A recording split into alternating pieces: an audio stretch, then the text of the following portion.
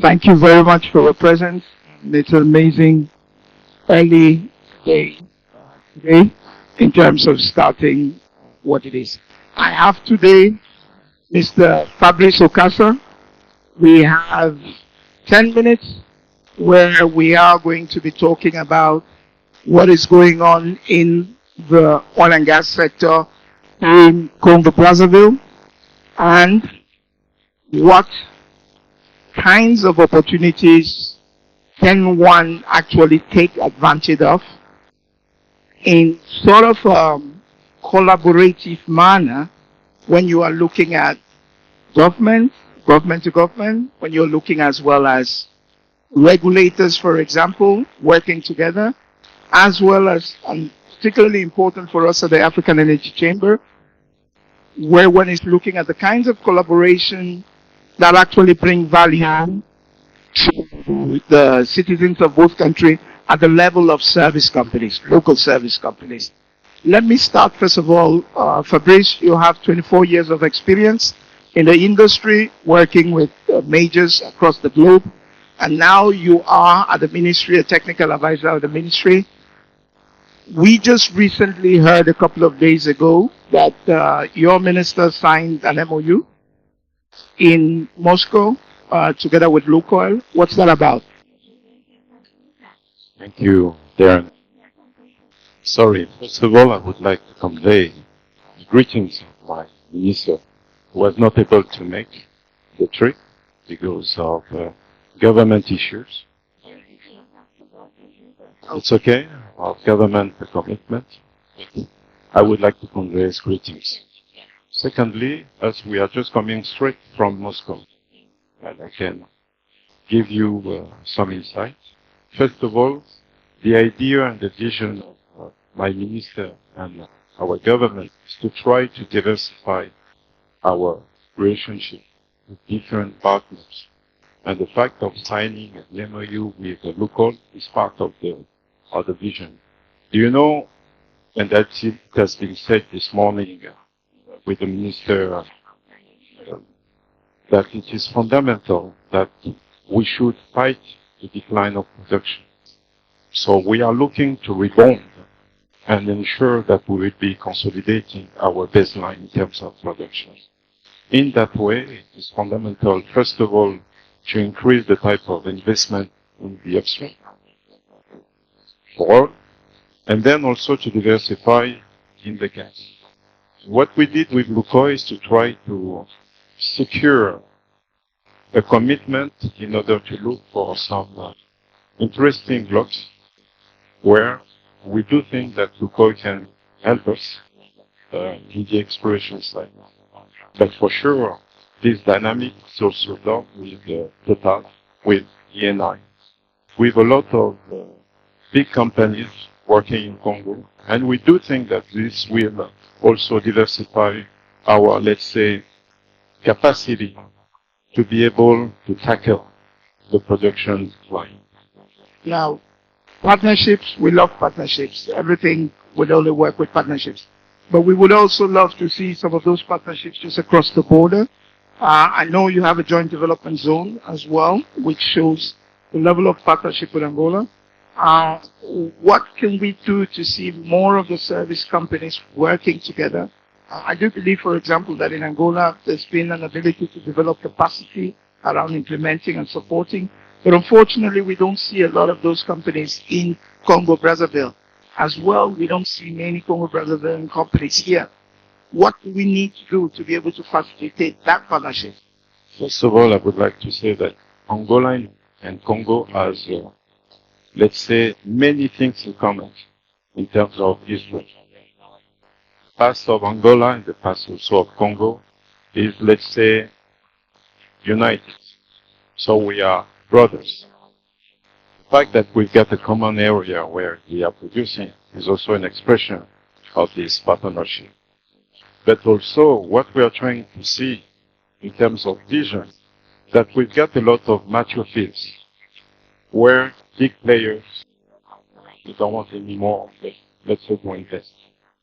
We do think that this is, let's say, a door that can be opened for new insiders new service providers, and we are fully open in order to strengthen this link with our regional partners, Angola, but also Gabon, but also Central Africa, but also whatever, Namibia, and so on.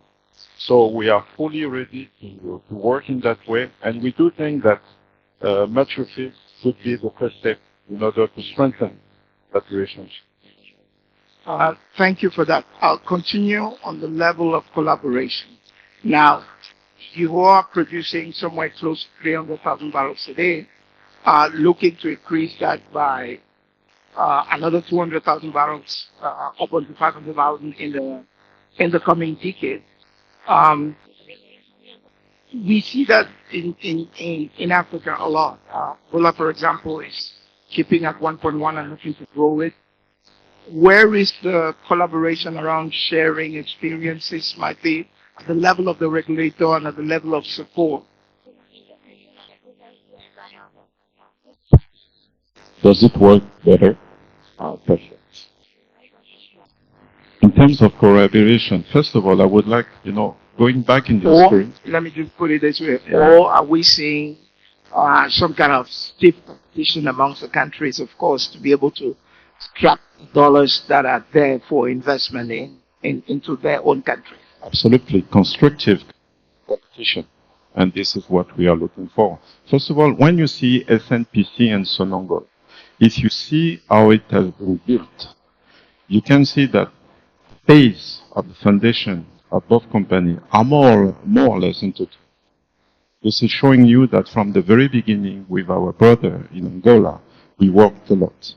For sure, as I said before, with all the new projects, especially for mature fields, for the development of gas, because what we are trying to do is to valorize the gas offshore, onshore, so in the onshore side, but also in the interland side.